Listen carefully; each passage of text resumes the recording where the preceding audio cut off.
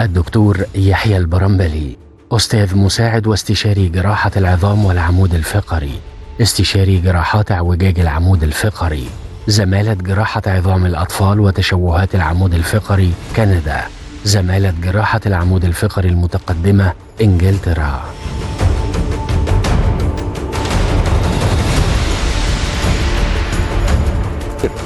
النهارده حوار مثير جدا مع واحد من سوبر ستار هذا المجال واسم قدير بارز في هذه المنطقه العلميه المهمه جدا والانسانيه والاجتماعيه العائليه المهمه جدا. ضيف العزيز الاستاذ الدكتور يحيى البرمبلي، استاذ مساعد واستشاري جراحات العظام والعمود الفقري، استشاري جراحات اعوجاج العمود الفقري، صاحب زماله جراحات عظام الاطفال وتشوهات العمود الفقري من كندا، وزماله جراحات العمود الفقري المتقدمه من انجلترا. اهلا بك يا دكتور يحيى. حضرتك يا فندم. سعيد جدا بهذه الزياره. الحمد لله. الحته المهمه قوي اللي الناس مش فاهماها قبل ما ادخل، هو عنوان السؤال الاول ايه هو الاعوجاج؟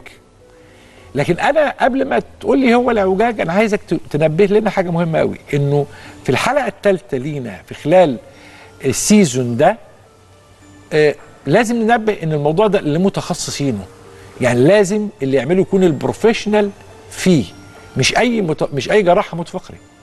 وطبعا حضرتك زي ما حضرتك عارف احنا العلم كله كبر قوي، وبقى كل حاجه في الطب بقى ليها سبيشاليتي وسب سبيشاليتي. فيعني تشوهات العمود الفقري او السباينال ديفورميتيز دي ده واحده من السب سبيشاليتيز بتاعت العمود الفقري. ففي العالم كله الحمد لله دلوقتي بقى عندنا ده افيلابل في مصر، الناس اللي بيشتغلوا في المجال ده بيبقوا واخدين يعني تدريب خاص للعمليات دي، لان ان انت تعمل عمليه عمود فقري مستقيم غير ان انت تعملها على عمود فقري في اعوجاجات وتشوهات، فدي ده يعني ده تدريب وده تدريب تاني خالص. فزي ما حضرتك قلت طبعا ان الحاجات كل ما يكون الفريق الجراحي متخصص في حاجه ضيقه بيبقى النتائج بتاعتهم احسن بكتير، ودي من العمليات اللي البوتنشال كومبليكيشن بتاعتها خطيره. فعشان كده كل ما يكون الفريق متخصص اكتر واخد تريننج في المجال ده اكتر بيبقى نتائجه ممتازه وبيتجنب الوقوع في المشاكل.